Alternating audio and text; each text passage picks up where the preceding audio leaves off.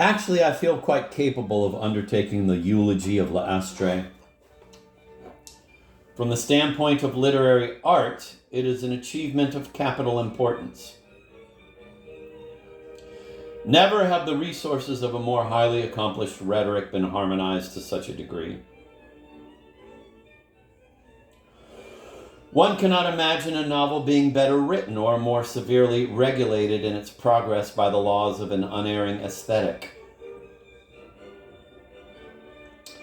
The use of constant characters, shepherd, shepherdess, fickle youth, coquette, bold lover, and so on, guarantees exactitude, and I may even say veracity, to the interplay of emotion. Here it is art and not life that directs matters. We are in the presence of a creation of the mind and not of a confusion of cloudy reflections, of more or less damaging admissions and undeserved bits of luck, as novels are today. And a word, L'Astre, is a real oeuvre. It presupposes the mastery of one's craft and 25 years of attentive effort. The literary snobbery that made it a success was more enlightened than ours. Wow. That's one of the biggest compliments I've ever heard paid to a piece of writing.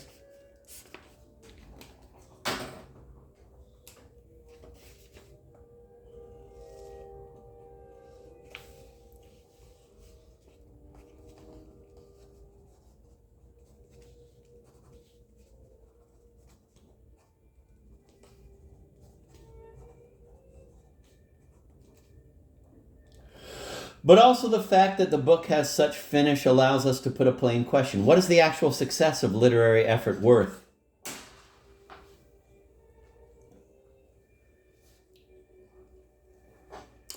If we recall the primitive myth, every theme of which L'Astre takes up afresh, it strikes us that in Urfey's book, the tragic is degraded to emotion, and fate into a piece of fictional machinery. All is turned into moralizing and aiming to please. Are we to suppose that the most admirable literature, by reason of its very impeccability, is simply a byproduct of the mystic systems that bring forms and myths into existence? And that in order to flower and to be fulfilled in a work of art, literature would seem to require the provisional drying up of the deep springs that have watered it. Is it not for that reason that literature, however strongly it may indulge the passions of the heart, offers practically no resistance to attacks from a realistic mind and from what is called civic sense, as appears in our own day? Whereas mystic systems and religions draw an added vigor from the confutations and mockery that may be strewn in their path? A decree of the semi-official Boileau, his short dialogue sur les héros de roman, was enough to condemn to silence and neglect even in our textbooks today both the fiction of spells and enchantments engendered by L'Astre and its parasite, the comic novel. Sorel's Burger Extravagant, mentioned above, page 186, note, translator, repeats in the key of burlesque, alias realism, all the artificial situations of L'Astre, likewise Scarron's Roman Comique, 1662, etc.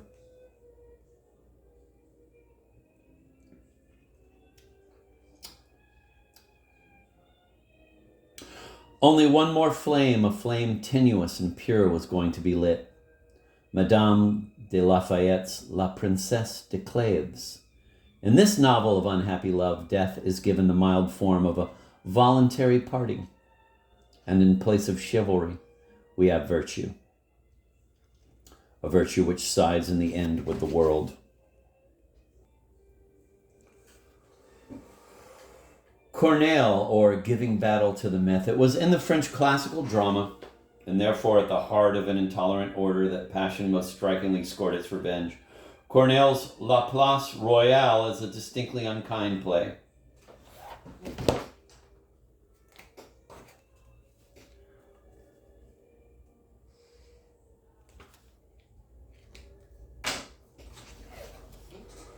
Alidor, in love with Angelique as she with him, is disturbed by a love that attaches him too closely. And so he tries to arrange that his mistress shall fall into the arms of his friend Cleandre. Whence it is commonly imagined that Corneille was the first writer to represent passion being controlled, if not by morality, at least by reason. This would mean that he was the first writer to escape from the domination of the myth, and the matter is accordingly worth examining. Here is how Alidor complains in Act 1. Quote, "'Tis surfeit of her love oppresses me like doom.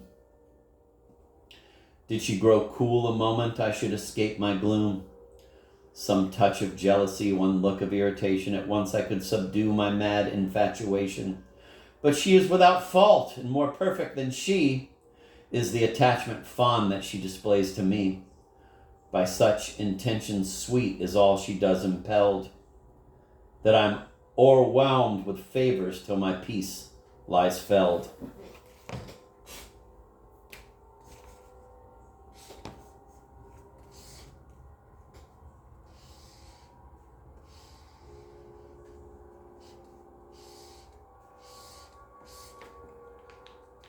End of quote. There is no need to go on. These opening lines are enough to rouse our suspicions. What? Happiness he declares to be fatal to his peace, and were only Angelique unfaithful to him, that would cure him of his love. This Alidor must be a queer monster. Let us say rather that what he is trying his best to conceal is all too obvious. He too is a lover who yearns to burn, but his yearning he can only admit by asserting its opposite. For he appears on the stage of history at a period when a yearning for misfortune has become difficult to avow. Quote, "I blush to suffer grievous ills that I lament," end of quote, he declares presently. Thus, shame is what inspires his deceit. Actually, he suffers from the absence of any obstacle between the too fond Angelique and himself. The game he wants to play is short of a King Mark. He is in the situation of Tristan and Iseult at the end of their 3 years in the forest, when Tristan was able to renew the obstacle by restoring the queen to her husband. Alidor has to invent a rival, thwarted in the gratification of his yearning by the lack of anything that can part him from Angelique, but ashamed to admit how that lack causes him to suffer. He thinks of deploring that he should be fettered too closely by her fidelity, when actually he despairs of being fettered closely enough. In proclaiming a need to be free, he expresses a deep-seated wish to be in such a position as no longer to want any freedom whatever. This is the position in which he would be the moment Angelique gave the least sign of escaping from him, but he is artful, as the following passage from the play shows. Quote, "Cleandre, was ever lover glowing with an ardor such as to complain that he was being loved too much?" Alidor, "What? Can you then suppose I am so commonplace that vulgar feelings I'd contentedly embrace?" End of quote. His manner is haughty. Let us be on our guard. It is a sign that he is about to indulge in more deceit. He continues, quote, "'Tis mad to be the slave of what has us in thrall, and mad to feed with love what's not at beck and call. I hate its forcing me, hence firmly I'm intending to keep my expectations on my will depending. Free of ardor's bondage, 'tis my ambition bold, that as I please I'll warm, and as I please grow cold." End of quote.